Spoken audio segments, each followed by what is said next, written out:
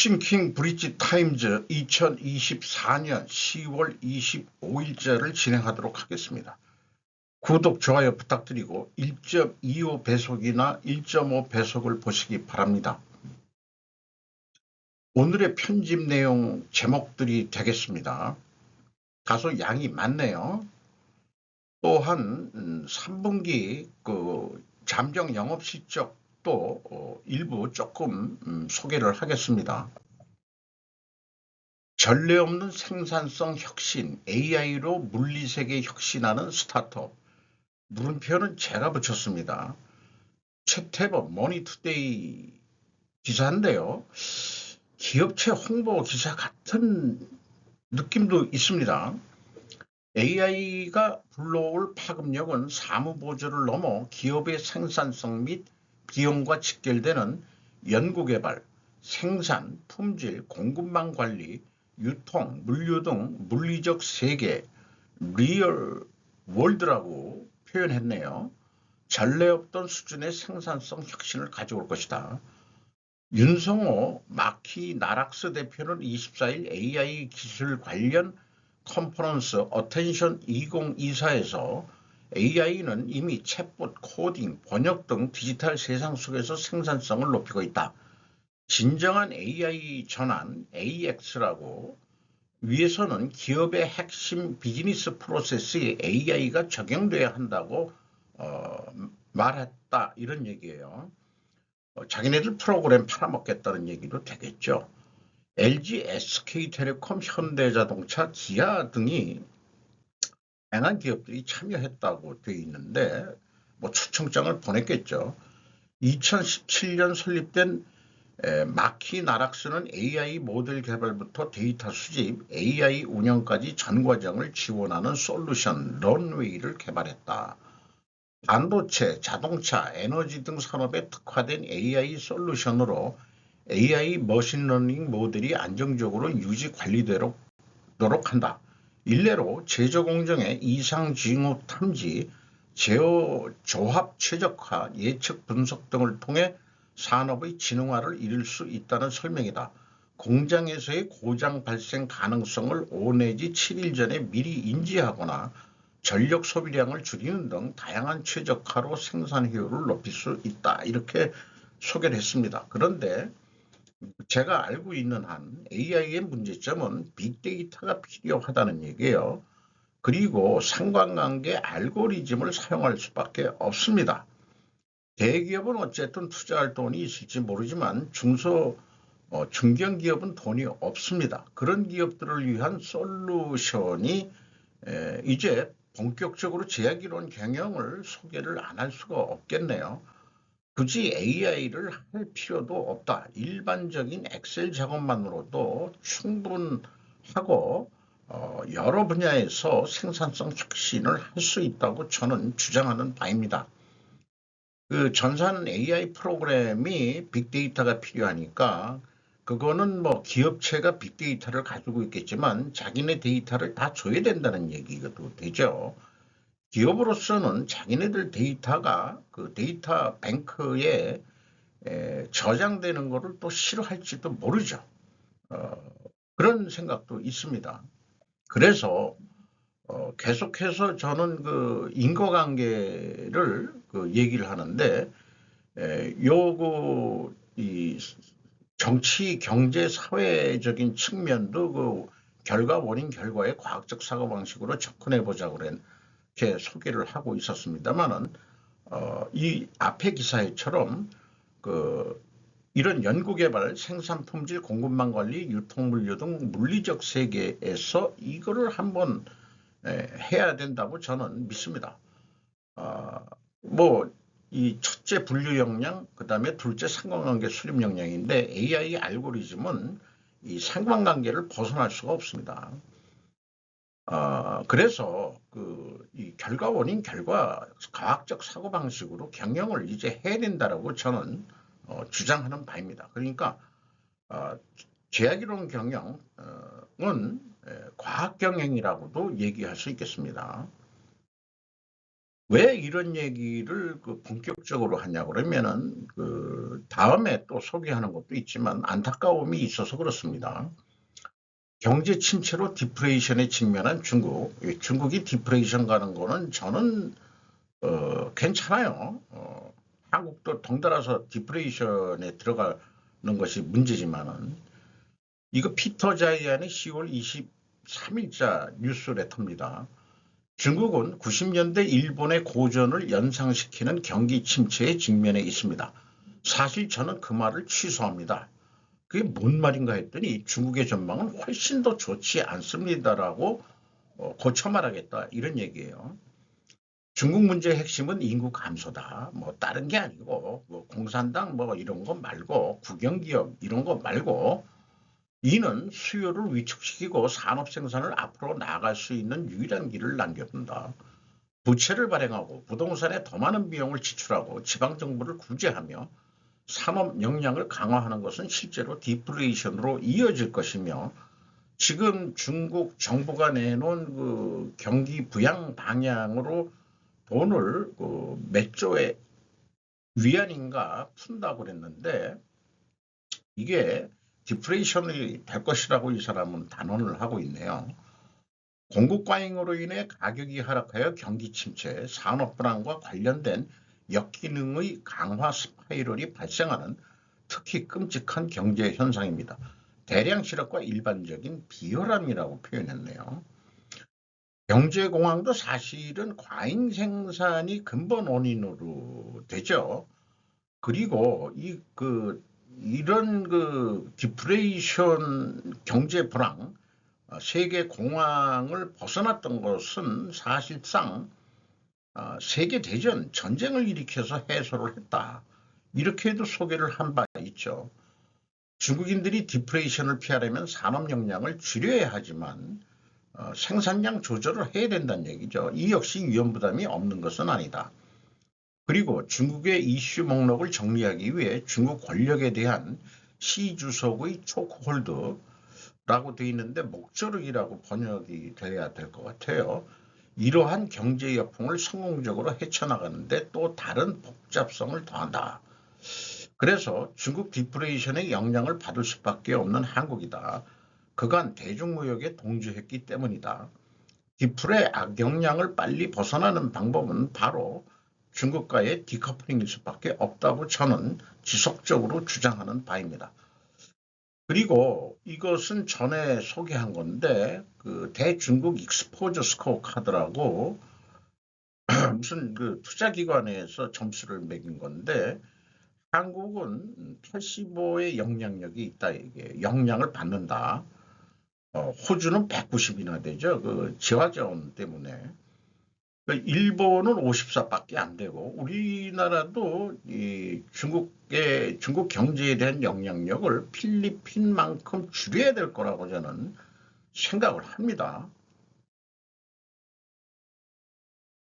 안개 낀 4분기 수출 전선 최대 수출 국가인 중국 경기가 관건 윤희훈 기자 조선비즈인데 이런 기자들도 아직도 중국 타령을 하고 있어요. 10월 1일에서 20일 수출 전년비 3% 감소, 4분기 수출 증가율 둔화 가능성, 석유 제품, 철강 품목 재반 등 필요, 중국 경기 불안에 반도체 유탄 맞을 수도. 유탄 맞아야지 어떡할 거야. 그래가지고 이게 2023년도가 이렇게 경제 성장률이 됐었는데 수출 증가율인 겁니다. 이게 지금 이렇게 내려가고 있기 때문에 4분기도 그 우리나라가 그 GDP가 2.4%가 안 될 것 같다. 그런 얘기를 하고 있죠. 그리고 전문가들은 한국 경제에 미치는 영향이 큰 중국 경제의 부진을 제일 큰 불안 요소를 꼽고 있다. 중국의 경기 부진이 호주세를 보이는 반도체 수출에도 부정적인 영향을 끼칠 수 있다는 관측까지 나온다. 이렇게 했는데 얘네들은 중국 걱정이 먼저인 모양이에요. 중국이 일본에 잃어버린 30년과 같이 디프레이션 국면은 기정사실이며 일본 언론은 그 전제하에 기사를 내는데 한국 보수 언론은 여전히 전문가의 이름을 빌어 중국을 큰 걱정이나 하는 듯한 친중적인 기사로 읽힙니다. 미국 등 수출 다변화를 언급하는 보도 자세가 아쉽다 할 수 있겠습니다. 물론 이렇게 수출 다변화 해야 된다고 보도가 나온 적도 있습니다만은 중국 얘기까지만 하고 말아요. 중국에 크게 의존했던 중소 중견기업들이 대기업보다 더 고전할 것이다. 저도 그렇게 예상해서 미붕 용어를 빌어서 우리가 고난의 행군을 할 각오를 해야 된다. 그렇게 또 의견을 말씀드린 적도 있죠. 그래서 그런지 국내 파산 사상 최다 좀비 기업 파탄 가속이라는 제목으로 코리아 웨이브 머니투데이 일본판입니다. 국내 언론 뉴스에는 그 앞면에 이 플랫폼 홈페이지에 이런 거 경제면 기사를 보더라도 이런 얘기는 없어요. 그러니까 한국 이 인터넷 기사에는 안 올리고 일본판에 이렇게 올리는 그 속내가 참 어찌 보면 불쌍하다. 뭐 언론 통제를 받나? 잘 모르겠어요. 이게 일본 뉴스에서 이런 거를 보게 됩니다. 한국 법원의 법원 통계 올보에 따르면 올해 1월에서 9월까지 접수된 법인 파산 신청은 1440사건으로 지난해 같은 기간에 1214건보다 19% 증가했다. 이는 매년 작성하는 대법원 사법 영감을 바탕으로 할 때 가장 많은 건수다. 지난 25일 한국에서 신종 코로나 바이러스 감염증 사태 이후 고물가 고금리 고환율 3고로 악화된 중소기업의 경영 환경이 사상 최대 규모의 도산으로 이어지고 있다. 2007년 발생한 글로벌 금융위기 당시보다 훨씬 많은 법인 파산이 제기되고 있어 미리 구조조정을 하지 못하고 미뤄졌던 중기기업 파탄이 늘어날 것으로 우려되고 있다. 여기에서는 중국 얘기는 안 하는 게 다행입니다. 그래서 파산 건수 기사화된 걸 제가 그래프로 그려를 봤어요. 이게 2002년이고 2024년 예상이 1900 몇 건까지 올라갈 것 같습니다. 올 평균 160건이 되는데 그래서 그걸 12달로 곱해보면 1900건 가까이 될 거로 예상이 됩니다. 이런 상황에서 우리가 어떻게 파산을 안 하고 물에 빠진 사람이 지푸라기라도 짚는다고 그게 어떤 길이 있겠느냐? 그러면 경영을 잘해야 되는데 그래서 이게 뭐 홍보라기보다도 저도 안타까운 심정에 제약이론 경영을 한번 도입을 해 보십시오라고 추천을 해드리는 거예요. 제약이론 경영의 그 5단계의 그 개선 단계가 있는데 제약이래서 그래서 제약을 밝혀낸다고 그래서 제약이론인 거죠. 일부 일본 경영학자도 제약이론을 빗대어 가지고 사회 현상을 소개하는 기사도 어저께인가 저도 소개를 했죠.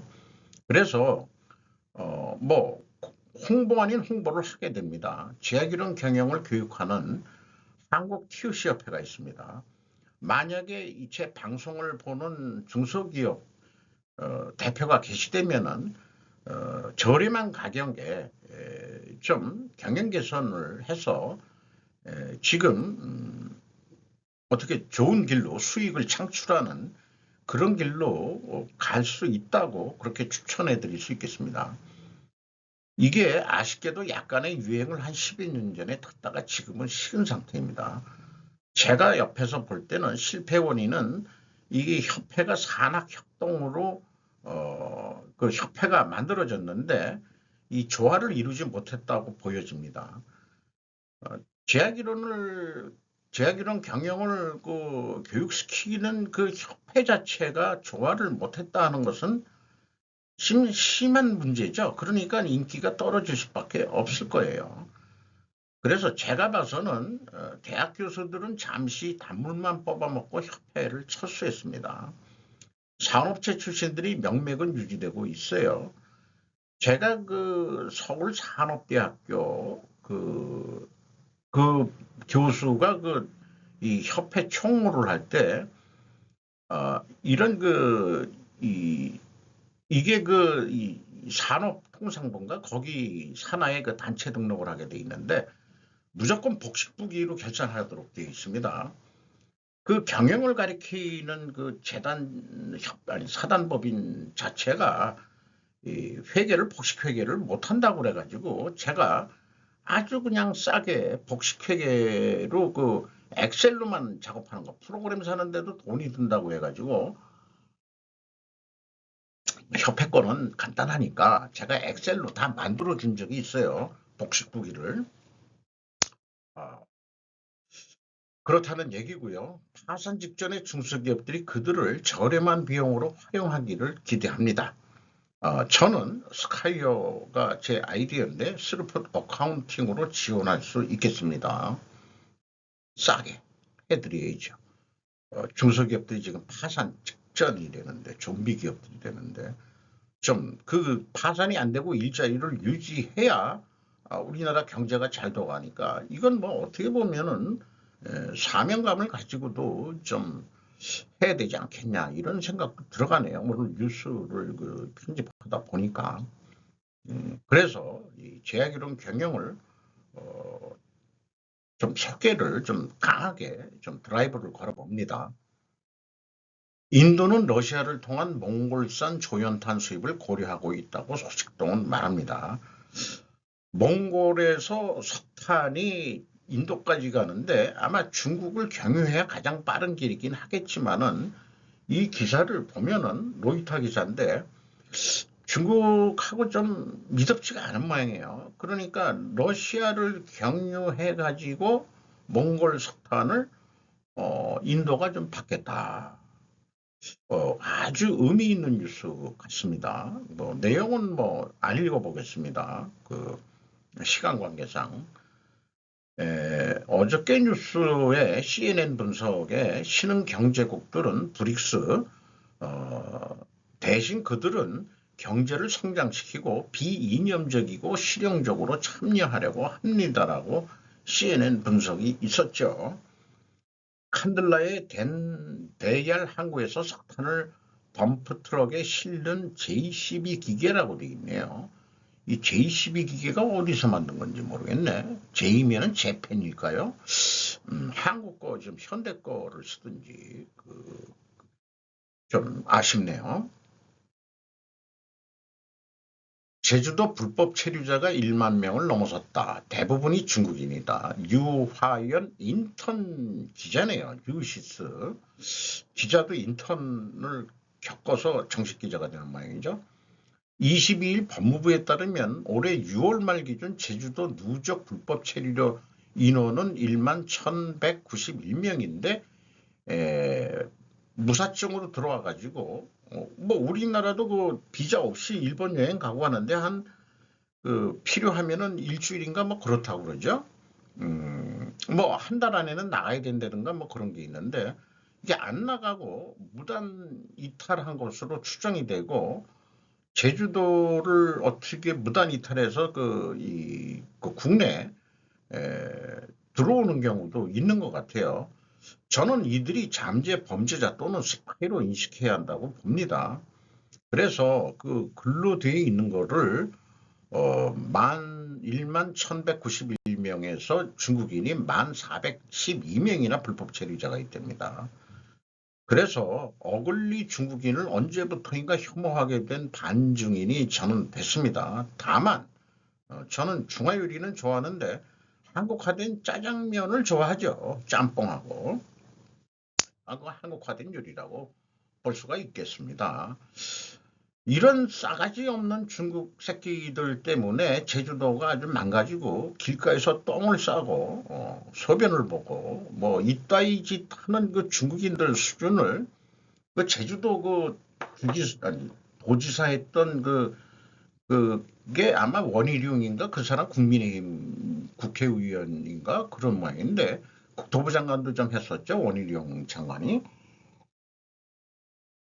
친중 매국노라고 볼 수 있겠습니다. 제주도를 그렇게 만들어 놓은 게.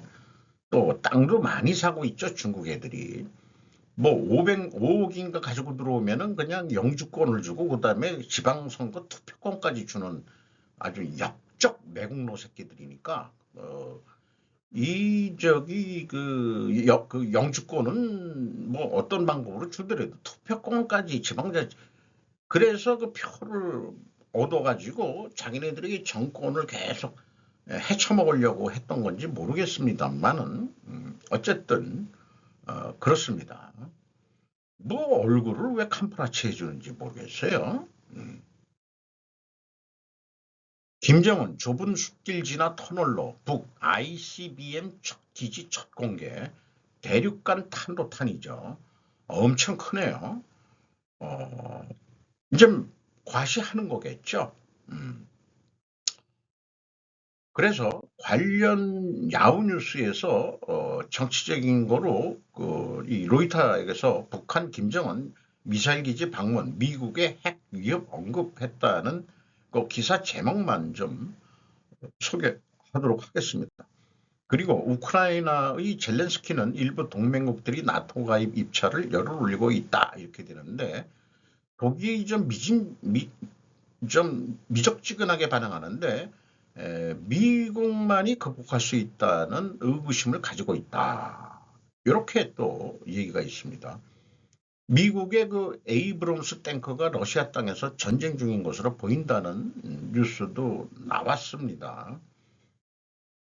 우리나라 이제 그 K2가 그 전차가 들어갈지 여부는 좀 두고 봐야 되겠죠.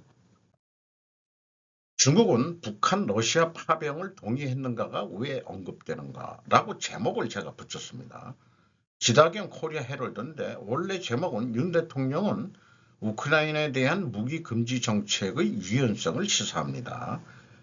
이게 이제 국내 언론이라 그래도 영자 신문이니까 표현력들이 약간 뉘앙스들이 다르게 느껴지는 것들이 있습니다. 이런 얘기고요. 그 다음에 이 국민의힘과 제1야당인 더불어민주당 의원들의 의견 차이가 있다는 것도 소개를 하고 있고 조태일 외교장관이 국정감사에서 저는 이 문제에 대해 우리가 기득권이 없다는 생각에 동의하기 어렵다. 야당의 새끼들이 왜 그 파병 아니 무기 지원 이런 거 하느냐라고 또 따져 물은 모양이죠. 북한이 러시아를 돕고 있는데 어떻게 우리가 지분이 없다고 말할 수 있겠습니까? 그거 그렇게 묻는 그 민주당 아새끼들은 역적이죠, 역적. 우리의 레드라인이 어디에 있는지 공개적으로 밝히는 것은 좋은 전략이 아니라고 생각합니다. 국정감사에서까지 내가 이, 국가 전략을 까발려서 얘기는 안 하겠다. 아주 좋은 얘기죠. 국회의원들한테 이 친중 국회의원 놈들이나 친북 국회의원 놈들한테 그런 얘기 해가지고 그대로 들어갈 것 같기 때문에 그럴 겁니다, 아마. 한국에 간첩들이 많아요. 간첩질하는 놈들이. 중국이 우크라이나와의 전쟁 노력을 지원하기 위해 러시아의 군대를 배치하기로 한 북한의 결정에서 소외되었을 가능성이 높으며 이는 북한이 중국의 승인을 구하지 않고 행동했음을 의미한다라고 답변을 또 했답니다. 제 생각에는 중국이 공개적으로 말하는 것과 중국이 내부적으로 고려하는 것 사이에는 상당한 격차가 있다. 요거는 국민의힘 김태호인데 그 질문에 이렇게 답변한 건데 김태호라는 작자도 중국 눈치를 보는 놈인 모양이에요. 그러니까 여야에 모두 친중 아새끼들이 너무 많이 깔려 있는 것 같아요. 김이 북중 관계 경색서를 인정하고 있느냐고 묻자 이에 조 씨는 징후와 정황 증거가 많다고 해명? 설명이라고 해야 되겠죠. 설명했다. 이런 얘기예요. 장관 국정감사에서도 그 우크라이나 지원하는데 중국 눈치를 봐야 된다. 이따위 얘기하는 놈들이 진짜 대한민국을 대표하는 국회의원 놈들인지 아주 의문스럽습니다. 국가의 생존이 문제인데 그 국가의 생존 안위부터 따져야지 무슨 개똥 같은 소리들을 하고 자빠졌는지 모르겠어요. 푸틴, 북한군 파병 인정, 조약 어떻게 운영할지 우리에 달려있어. 조제호, 프레시안입니다. 프레시안 뉴스를 오래간만에 가져와 보네요. 유사시 자동 개입 조항, 개입 합의한 조항에 대해서는 이행에 관한 회담 개최해야 한다 했지만 러시아 내에서 인준이 됐다며요. 전략적 동반자 관계에 관한 조약을 어떻게 운영할지는 자신들에게 달려있다고 말했답니다. 그러면서 구테우스 사무총장은 브릭스 회원국들에게 이 기구를 유엔의 대안으로 생각하지 말아달라고 촉구했답니다. 그는 단일 그룹, 단일 국가도 단독으로 또는 고립되어 행동할 수 없다. 글로벌 과제를 해결하려면 하나의 글로벌 공동체가 필요하다고 호소했다. 그런데 유엔이 자꾸 힘이 없어지죠. 이스라만화한 푸틴 대통령은 이에 대해 모든 사람에 대한 지배 논리에 기반해서 사고하고 행동하는 데 익숙한 세력들, 요것이 이제 서방을 보고서 이렇게 얘기하는 거고, 보다 정의로운 세계 질서의 출현이 방해받고 있다면 또다시 서방을 겨냥했다. 이렇게 얘기하고 있고요. 다른 뉴스는 브릭스 회원국들한테 이번 그 러시아 카잔 지역에서 열린 건데, 예탁 결제 동맹 맺자는 러시아 제안에 브릭스들은 시큰둥하다. 달러로 해야 된다. 그런 얘기겠죠. 우크라이나와 싸우는 북한 군대는 페어 게임이라고 영어돼 있는데 요거가 다른 뜻으로 해금된 사냥감이라고 또 되어 있는 게 있습니다. 페어 게임이 될 것이라고 미국은 푸틴에게 경고합니다. 뭐 몇 사람의 기자가 NBC 뉴스에서 보도를 했어요. 존 코비 국가안보회의 대변인이 미국이 처음 그 의견을 낸 건데 그들은 해금된 사냥감이라고 말했다. 커비는 이번 달에 군인들이 이사를 가서 이동을 해가지고 여러 러시아 군사기지에서 훈련을 받고 있다고 말했다. 그는 우크라이나군은 해금된 사냥감 표적이며 러시아 군인들로부터 방어하는 것과 동일한 방식으로 북한 군인들로부터 스스로를 방어할 것이다. 그 우크라이나 군이 그렇게 얘기했다는 거죠. 우크라이나에 맞서 싸우는 북한 군인들이 사망하고 부상을 입을 수 있다. 그의 발언은 동맹국들이 며칠 동안 자신의 정보로 경쟁을 올리며 좌절감을 느낀 후 미국이 처음으로 내놓은 세부 평가였다. 아직 그 국방장관은 좀 더 좀 지켜보자. 확인된 정보를 더 좀 그런 입장인 것 같고 한국 국방장관은 김정은이 북한 군인들을 캐논 포더 머세너리라고 되어 있는데 죽을 위험이 많은 용병으로 팔고 있다고 그렇게 되어 있습니다. 중국 기업들은 러시아가 우크라이나와의 전쟁에 사용할 공격력 드론을 제작하는데 직접적으로 도움을 주었다는 비난을 받고 있다. 지난주 미국 재무부는 러시아 기업과 협력하여 완전한 무기 시스템 개발 및 생산한 중국 드론 및 부품 제조업체 이곳에 대한 제재를 발표했다. 당연히 중국은 목요일 제재에 반대한다고 밝혔다는 겁니다. 북미고 남한 화나게 한 푸틴의 대오산 뉴스위크 일본판입니다. 한국은 나토 이외에 나토형 무기를 공급할 수 있는 최대의 군사 대국이다. 러북 동맹은 좌시할 수 없다는 게 한국 입장인 거죠. 이렇게 그 무기를 제공하게 되면은 검토하고 있는데 그렇게 되면 러시아의 의도와는 달리 우크라이나에 강한 훈풍이 불게 된다.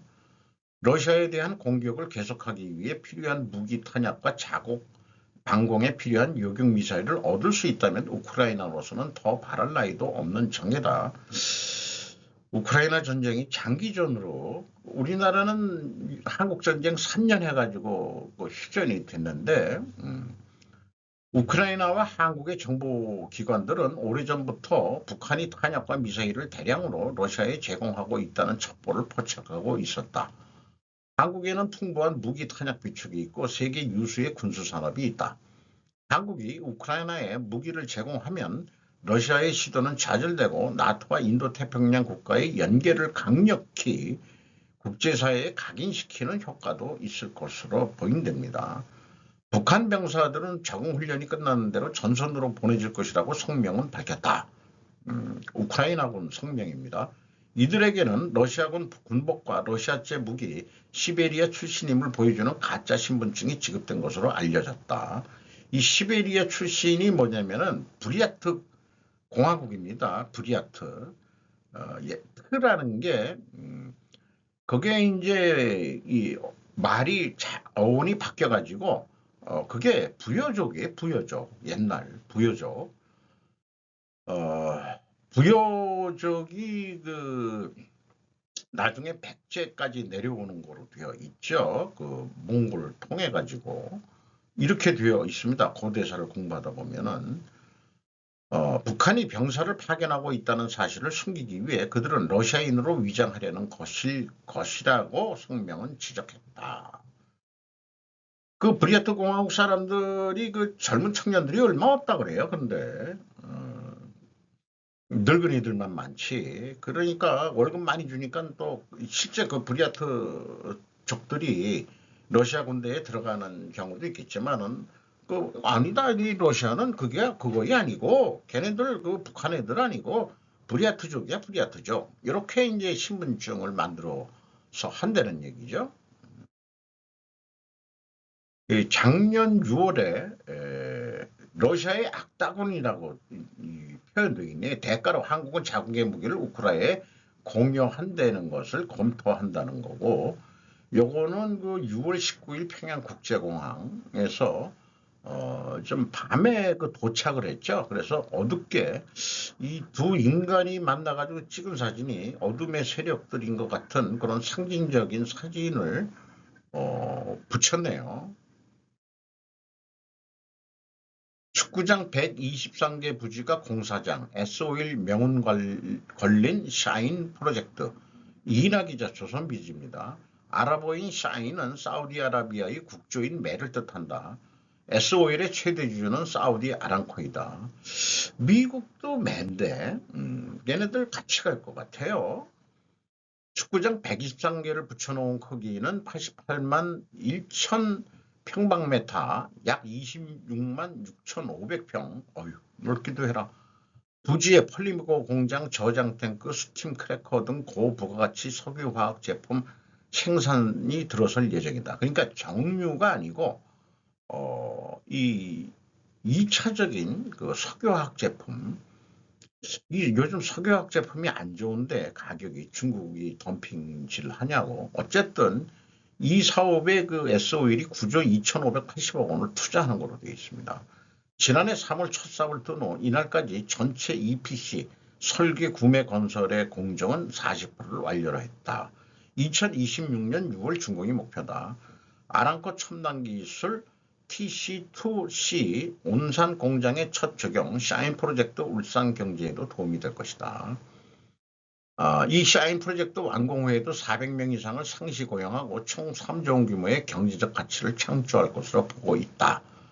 대형 프로젝트 사업 유치가 지역사회와 경제에 미치는 영향이 뚜렷하게 나타나는 긍정적인 사례라고 또 말을 했답니다. 요거 뭐 어떤 그 배관공사 파이프 같네요. 위에 것도 뭐 배관에 쓸 것 같은 그런 거고, 요렇게 이제 끝에 이게 먼지 같은 거 들어가지 말라고 이렇게 이제 그 뚜껑 같은 걸 만들어서 납품을 하고 있죠. 그 파이프 메이커가. 요거는 이제 그 공장 짓고 있는 전체 공정인데 이 야산안을 아예 그냥 야 이게 그 거의 수직으로 이걸 까가지고 땅을 만들었는데 이게 안 무너지게 뭐 약간 이게 경사가 그래도 적겠죠. 그리고 그 위에 보면은 이제 그 못 넘어오도록 또 펜스까지 쫙 여기까지 이렇게 쳐져 있네요. S-오일 부지인 것 같습니다. 여기까지가. 이 무거운 종목이 상한가라니 고려현 장내 매수 2라운드 기대감에 폭등. 권오은 기자 조선비즈입니다. 고려아연 113만 8천 원.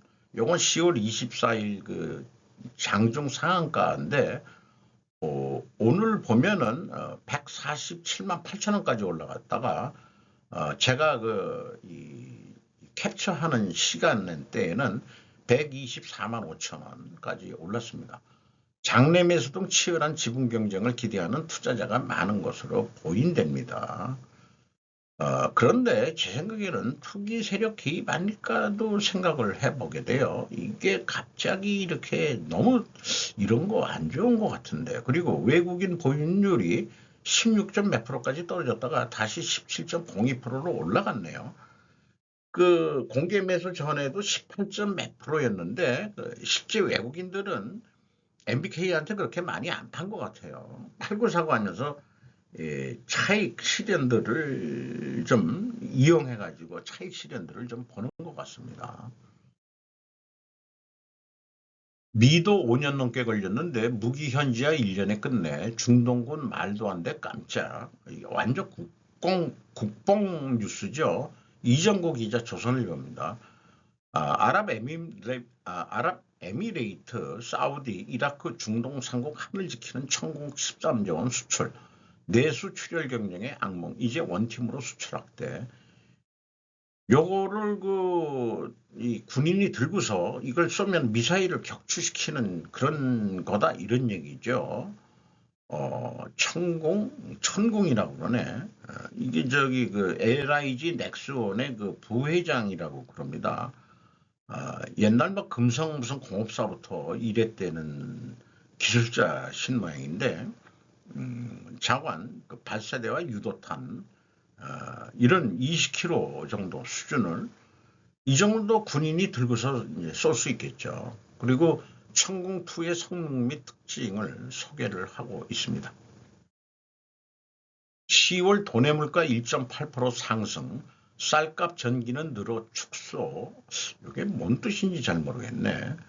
지지통신 경제부입니다. 총무성이 25일 발표한 10월의 도쿄 구부 소비자 물가지수 중순 속보치 2020년을 100으로 했을 때 신선식품을 제외한, 그러니까 신선식품이면 야채 뭐 이런 걸 거예요.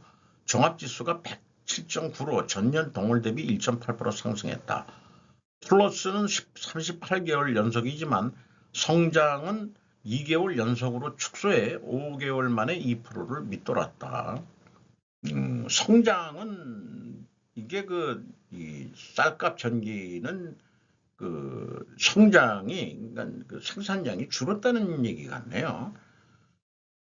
쌀의 상승 등으로 식량의 상승폭이 확대된 한편 정부에 의한 전기가스비 부담 경감책이 에너지 성장을 억제했다. 신선식품을 제외한 식량은 3.8% 상승했다. 이거 쌀값이 많이 오른 것 같아요. 이 중에 쌀류는 62.3%의 높은 62.3%나 뛰었답니다. 가격이. 쌀값의 상승은 재배 면적 감소 정책의 결과이며 이는 값싼 미국산 밀수입 밀약이라는 비판 기사가 또 일본 내에 있었죠. 한국 사람이 또 여행 가서 초밥을 많이 먹어서 부족했다는 엉뚱한 원인을 들이댄 것도 있지만 그런 의견도 있지만 이건 말이 안 된다. 일본 정부가 정책을 그렇게 갔기 때문에 그렇다. 이런 얘기인 것 같습니다. 차관 월별 추인데 어쨌든 2020년 대비 1.8% 도시 소비자 물가가 올라갔다는 얘기예요. 근데 그 신선식품까지 야채 뭐 이런 거 하면 엄청 올랐을 거예요. 그 계절성 타는 것들은 좀 빼자 이렇게 하는 거죠. 지수를 매기기가 좀 어렵다. 이렇게 안전빵으로 하려고 하니까 우리나라도 똑같이 이런 걸 흉내내서 하고 있죠. 이게 여기서는 총무성 발표인데 우리나라는 한국은행이 주로 하고 통상산업부인가요? 거기서도 하나요? 어떻게 그게 뭐 통상산업부에서 하든지 그래야 될 것 같은데. 1인당 GDP 한국 36,132달러, 일본 32,859달러. 올해도 한국이 일본을 앞지른다. 국제통화기금 보고서. 김필래 기자 조선일보 일본판입니다.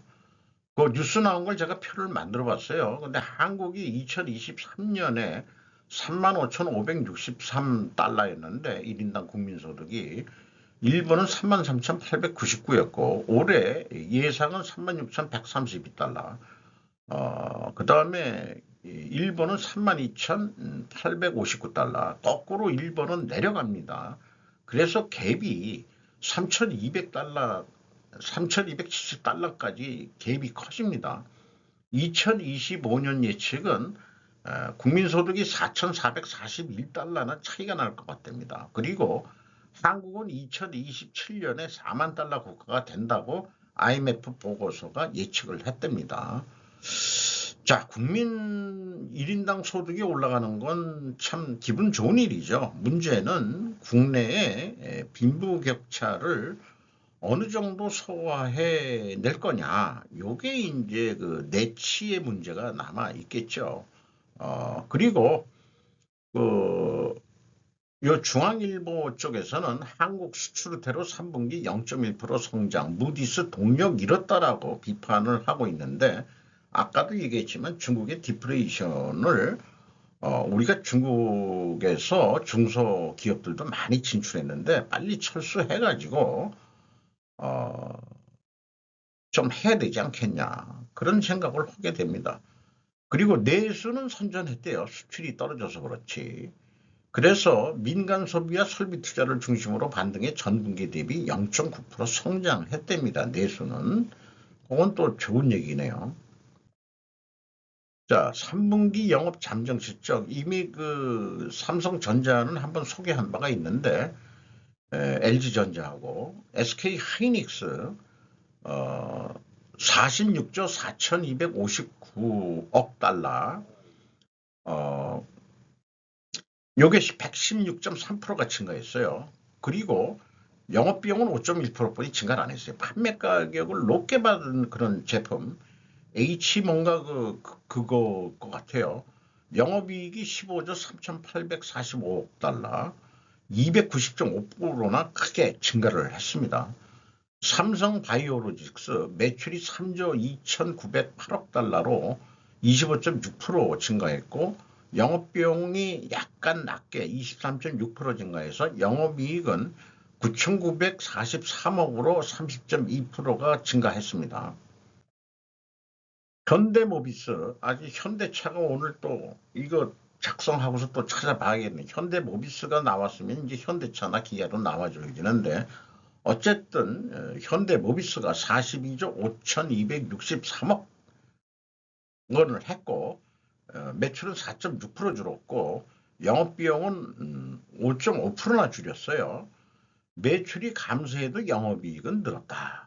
17.8% 2조 873억 원의 영업이익이 올라갔네요.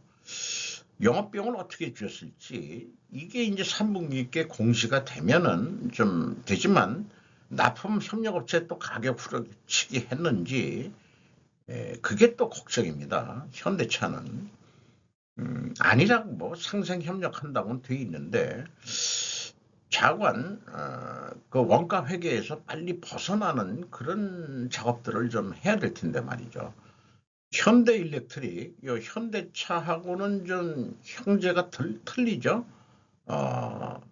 중전기죠. 현대일렉트릭이 2조 5천억 원을 했어요. 31.5%.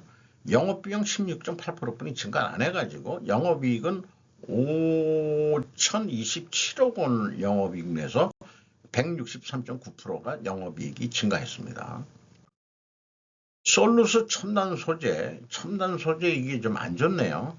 매출액이 4,052억 했는데 매출액은 24.6% 증가했고 영업비용은 15.5%뿐이 증가를 안 했음에도 불구하고 영업비용을 매출액을 상회하는 영업비용 때문에 적자 431억 원이고 그 대신 작년 3분기보다 31.8% 영업손실이 좀 줄었어요. 요거가 이제 어떻게 될지 매우 궁금하네요. 연말까지 LG 디스플레이 안 좋죠. 일본이 아니고 중국산 LCD 때문에 매출액 18조 7,825억 원으로서 34.8% 증가했는데 영업비용은 17.2% 증가했습니다. 영업비용도 여기가 매출액을 뛰어넘기 때문에 적자 6,437억 원입니다. 그래도 영업 손실률이 75.6% 그래도 감소하고 있다는 것은 좀 고무적인 일이긴 하겠습니다만은 LCD가 도저히 이제 중국하고 경쟁이 안 되니까 LED로 하고 있다고 그러는데 어쨌든 우리 그 지금 이거 방송하는 모니터라든지 뭐 이런 것들이 참 중국 애들이 그 싸게 잘 만들어요. 할 말이 없습니다. 그거에 대해서는 과잉 생산에다가 대공황을 일으킬 확률이 많아지고 있습니다. 지금 과잉 생산 그 안 끝내면은 LS 일렉트릭 이것도 중전기일 거예요. 매출 3조 1,922억 원, 0.2% 감소했고 영업비용을 더 줄여가지고 영업이익은 2,698억 원으로 5.1%. 여기도 영업비용을 어떻게 줄였는지 그게 좀 궁금해지네요. 정식 공식 그 3분기 보고서가 공시돼서 분석하고 싶어지는 그 관심이 높아집니다. LG 이노텍 매출 14조 5,739억 원으로서 11.7% 증가했는데 영업비용은 11.2%뿐이 증가를 안 해서 영업이익은 4,581억 원으로서 32% 영업이익이 증가했습니다. 이상 마치도록 하겠습니다. 3분기 영업 잠정 실적은 수시로 편집 내용에 껴가지고 공시가 되는 기업들을 또 소개하도록 하겠습니다.